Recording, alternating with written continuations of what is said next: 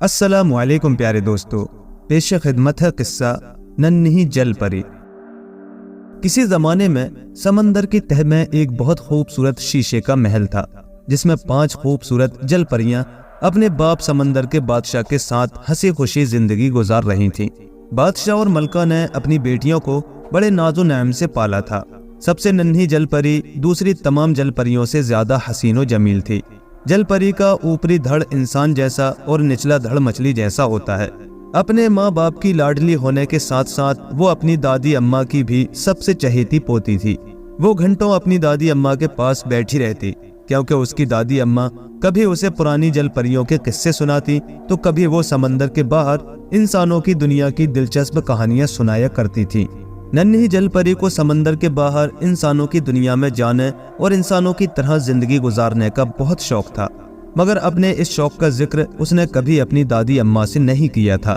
وہ جانتی تھی کہ دادی اماں اس سے سخت خفا ہو جائیں گی، کیونکہ وہ اکثر کہتی تھی کہ اللہ جس حال میں پیدا کرے وہی روپ سب سے اچھا ہوتا ہے اور ہمیں ہر حال میں اللہ تعالیٰ کا شکر ادا کرنا چاہیے۔ باقی چاروں بہنوں کو علم تھا کہ ان کی 5ویں اور سب سے لاڈلی بہن کو انسانوں کی دنیا میں جانے کا بہت شوق ہے، اس لیے وہ اکثر اپنی لاڈلی بہن ننھی جل پری کو سمجھاتی رہتی تھی کہ اپنا دل اپنی دنیا میں لگاؤ، تمہیں اسی دنیا میں رہنا ہے اور اپنی زندگی یہیں پر گزارنی ہے، تم انسانوں کی دنیا کی خواہش ترک کر دو۔ مگر ننھی لاڈلی جل پری بڑی معصومیت سے جواب دیتی، میری پیاری بہنوں، جب میں 15 سال کی ہو جاؤں گی تو میں سمندر کی تہہ سے نکل کر انسانی دنیا کو خود اپنی آنکھوں سے دیکھوں گی، کیونکہ میں جانتی ہوں کہ آپ سب کو بھی 15 سال کی عمر میں سمندر کی تہہ سے باہر نکلنے کی اجازت ملی تھی۔ وہ سب بہنیں اپنی خوبصورت جل پری بہن کی باتیں سن کر حیرانی سے خاموش ہو جاتی تھیں۔ ایک دن ننھی جل پری کو اس کی سہیلی نے 14ویں سالگرہ کے موقع پر ایک انسانی مجسمہ تحفے میں دیا اور کہا، چونکہ تمہیں انسانوں سے بہت محبت ہے اس لیے میں یہ تحفہ تمہارے لیے لائی ہوں۔ یہ کسی انسانی شہزادے کا مجسمہ لگتا ہے۔ ننھی جل پری نے جب انسانی مجسمہ دیکھا تو خوشی سے پاگل ہو گئی اور بولی، اے میری پیاری سہیلی، کیا تم بتا سکتی ہو کہ یہ مجسمہ تمہیں کہاں سے ملا؟ اس کی سہیلی نے جواب دیا، شاید کوئی جہاز سمندر پر سفر کرتے ہوئے غرق ہو گیا تھا، جسے میں نے تمہارے محل کے خادموں کی مدد سے اٹھوا کر یہاں تک پہنچایا۔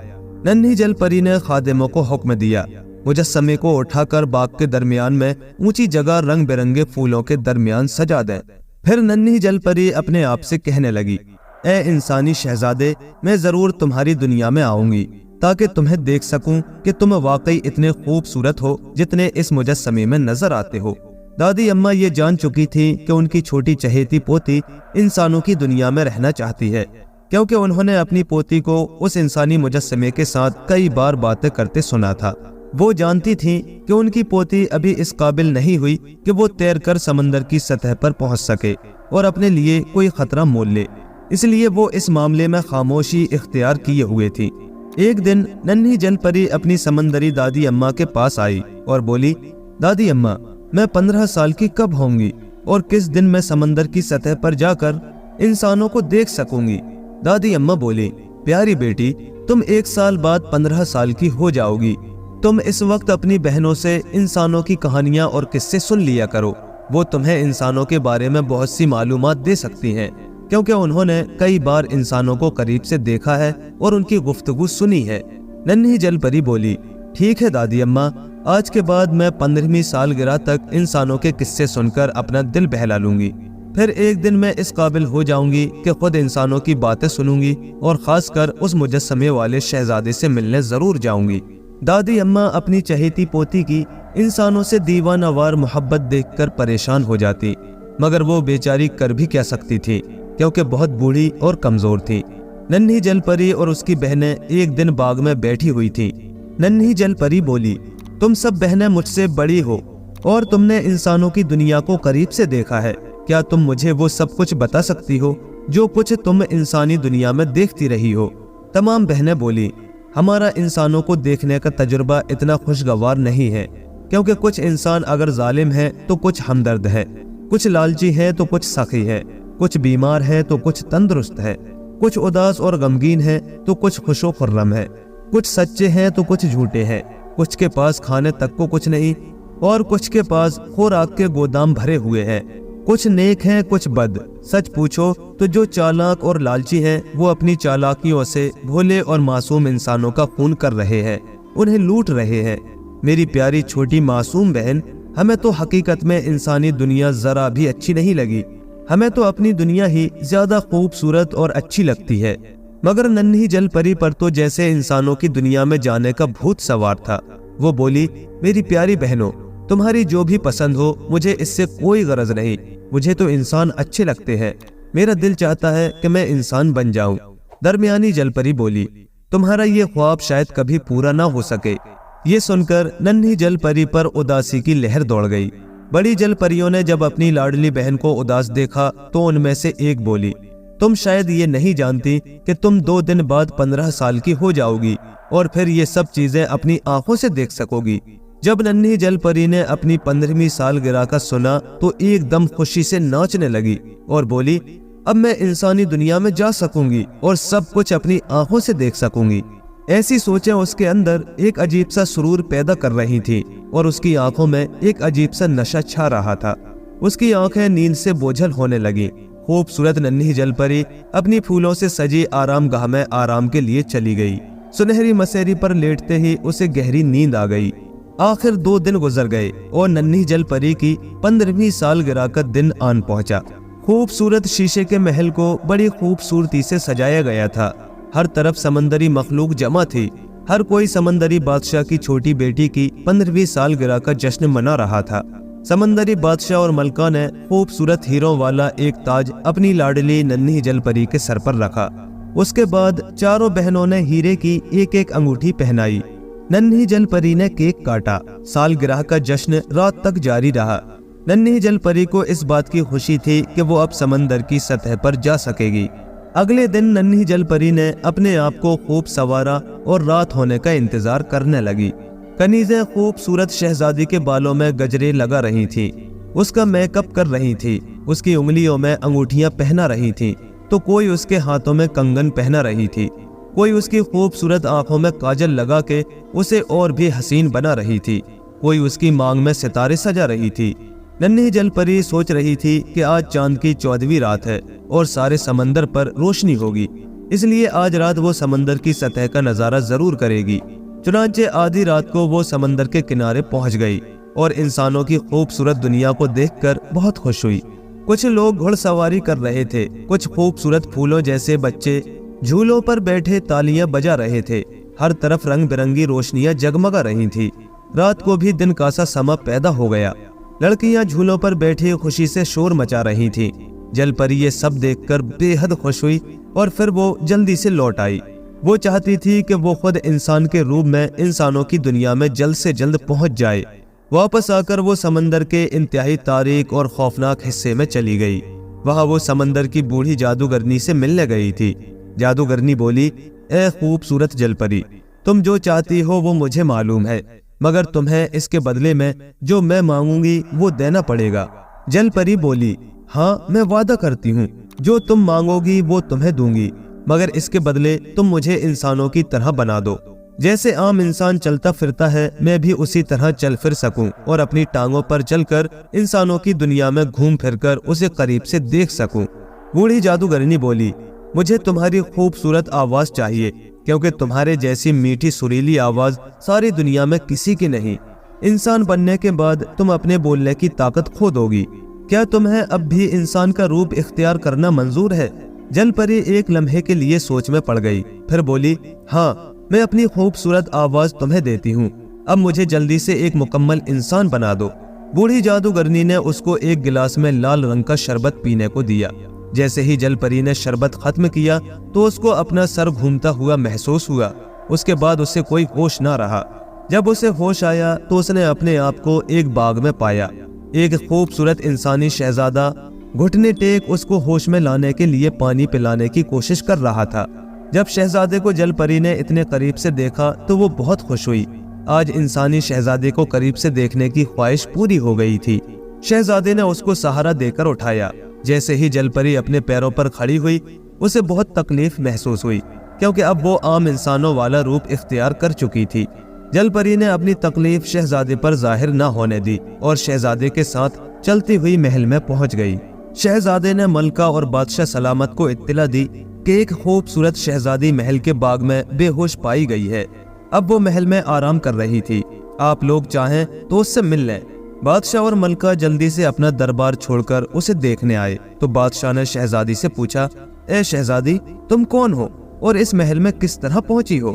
جل پری جو کہ بولنے کی طاقت کھو چکی تھی، اس لیے وہ کچھ نہ بول سکی۔ شہزادہ، بادشاہ اور ملکہ بڑی افسردگی سے شہزادی کو دیکھنے لگے، کیونکہ وہ جان چکے تھے کہ شہزادی بول نہیں سکتی، اس لیے وہ بھی خاموش ہو گئے۔ شہزادے کو جل پری بہت اچھی لگی تھی اور وہ اسے پسند کرنے لگا تھا۔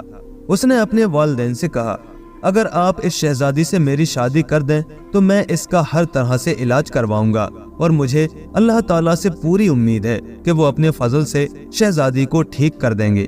بادشاہ اور ملکہ نے جب شہزادی کے لیے بے قراری دیکھی تو وہ غصے سے بولے، ہرگز نہیں، ایک گونگی شہزادی ہماری بہو نہیں بن سکتی۔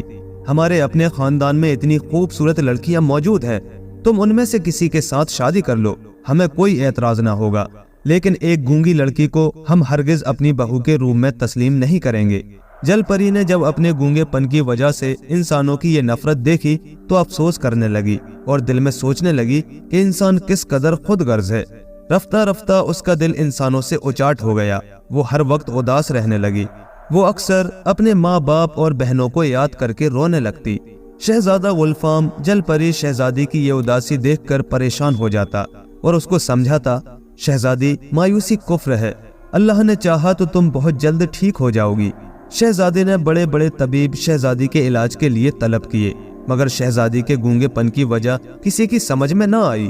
ایک بہت بوڑھا حکیم بولا، شہزادی کا علاج ہمارے بس سے باہر ہے شہزادے عالم، کیونکہ شہزادی کو کوئی بیماری نہیں ہے بلکہ جادو کے زور سے اس کی آواز ختم کر دی گئی ہے۔ اب آپ کو چاہیے کہ شہزادی کا طبی علاج کرانے کے بجائے روحانی علاج کروائے۔ شہزادے نے شاہی جادوگروں کو طلب کیا۔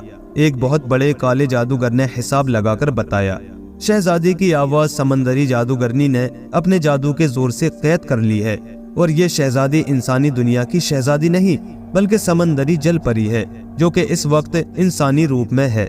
اگر شہزادہ عالم آپ شہزادی کی خاطر سمندری جادوگرنی کو ختم بھی کر دیں اور اس کی آواز واپس بھی لے آئیں، تب بھی آپ شہزادی کو نہ پا سکیں گے، کیونکہ شہزادی کی آواز واپس آتے ہی وہ اپنے اصلی روپ میں واپس آ جائے گی، یعنی جل پری کے روپ میں، اور جل پری زیادہ دیر انسانی دنیا میں یعنی خشکی پر زندہ نہیں رہ سکتی، اس لیے اسے سمندر میں واپس جانا پڑے گا۔ شہزادی کی جدائی کے تصور سے شہزادی کی آنکھوں میں آنسو بھر آئے۔ وہ کہنے لگا، کچھ بھی ہو جائے میں شہزادی کی آواز ضرور واپس لاؤں گا۔ اگر شہزادی یہاں گونگی بن کر زندگی گزارے گی تو میرے ماں باپ اور دوسرے رشتہ داروں کی نظر میں وہ مقام حاصل نہیں کر سکے گی جو اسے ملنا چاہیے۔ جل پری شہزادی نے جب شہزادہ گلفام کے دل میں اپنے لیے اتنی چاہت دیکھی تو اس نے بے اختیار شہزادے کے ہاتھ کو تھام کر اپنی آنکھوں سے لگا لیا۔ اس کے آنسوؤں نے شہزادے کے ہاتھ کو تر کر دیا۔ شہزادے نے جلدی سے جل پری شہزادی سے کہا، شہزادی رو نہیں، میں اتنا خود غرض نہیں کہ تمہیں ساری زندگی گونگا بنائے رکھوں، تمہیں اپنی آواز ضرور واپس ملے گی۔ شہزادی نے اساوت میں سر ہلا دیا اور شہزادے کی طرف دیکھ کر دل ہی دل میں کہا، شہزادے، میری بہنوں کا نظریہ انسانوں کے بارے میں غلط ثابت ہوا، سارے انسان ایک جیسے نہیں ہوتے، اگر کچھ خود غرض اور بے وفا ہوتے ہیں تو تم جیسے با وفا بھی اس دنیا میں موجود ہے۔ کالے جادوگر نے جب ان دونوں کی آپس میں اتنی چاہت دیکھی تو کہا، شہزادے، میں نے اپنے جادو کے زور سے پتہ چلایا ہے کہ شہزادی اگر پیلا شربت پی لے تو وہ ہمیشہ کے لیے ہماری دنیا میں رہ سکتی ہے، اور وہ شربت بوڑھی جادوگرنی نے اپنے اندھیرے محل کی اندھیری کوٹری میں چھپا رکھا ہے۔ شہزادی کی آواز واپس لانے کے لیے ہرا شربت بوڑھی جادوگرنی کی ہری کوٹری سے لانا ہوگا۔ شہزادہ گلفام اور جل پری کی آنکھوں میں خوشی کی لہر دوڑ گئی۔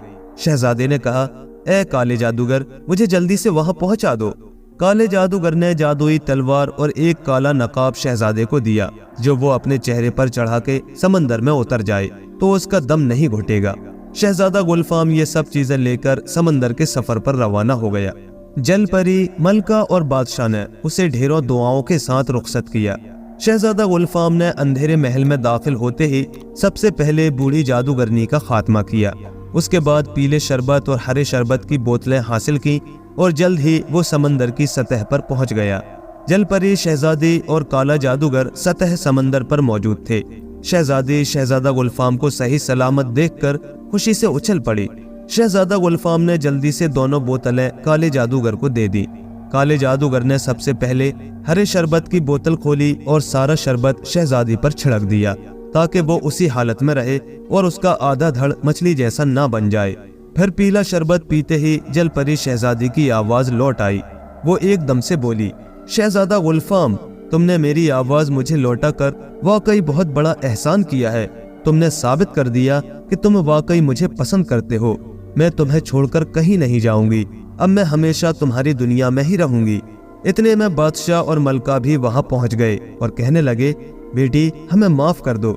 हम अपने रवैये से बहुत शर्मिंदा हैं। जिस्मानी कमी कोई भी हो वो अल्लाह की तरफ से होती है। हमने गुरूर की बातें की, हम अल्लाह के हुजूर शर्मिंदा है। जलपरी शहजादी ने बादशाह और मलका से कहा, अब्बा हुजूर, अम्मी हुजूर, आप लोग मुझे उतने ही अजीज हैं जितने मुझे अपने माँ बाप। अल्लाह ताला दरगुजर करने वाला है। बादशाह ने एक बहुत बड़े जश्न का एहतमाम किया। शहजादा गुलफाम की शादी जलपरी शहजादी के साथ बड़ी धूमधाम के साथ हो गई। 14वीं की रात जलपरी शहजादी ने शहजादे गुलफाम से कहा, शहजादे, आज मेरे माँ बाप बहनें मुझसे मिलने सतह समंदर पर आएंगे। शहजादा गुलफाम ने कहा, ठीक है, चलो मैं तुम्हें तुम्हारे वालिदैन से तुम्हें मिलवाता हूँ। शहजादी और शहजादा गुलफाम सतह समंदर पर खड़े थे कि अचानक समंदर में एक जगह रोशनी सी नमूदार हुई। जलपरी शहजादी तेजी से बोली, अब्बा हुजूर। उसके साथ ही मलका और शहजादी की बहनें भी नमूदार हुईं। उन सब के सरों पर हीरों के ताज जगमगा रहे थे, जिनसे फूटने वाली रोशनी सतह समंदर को रोशन कर रही थी।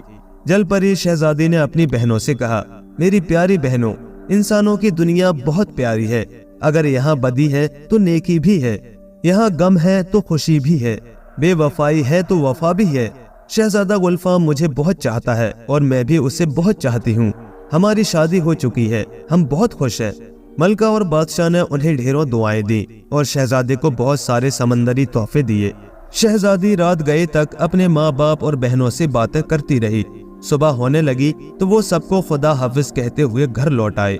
अब शहजादा हर 14वीं की रात शहजादी को उसके माँ बाप और बहनों से मिलवाने सतह समंदर पर ले जाता। उनकी जिंदगी बहुत पुरसुकून और खुशगवार गुजरने लगी। प्यारे दोस्तों, कहानी कैसी लगी हमें कमेंट में जरूर बताएं और ऐसे ही मजीद दिलचस्प किस्से कहानियों के लिए हमारे चैनल को सब्सक्राइब जरूर कर लें। शुक्रिया।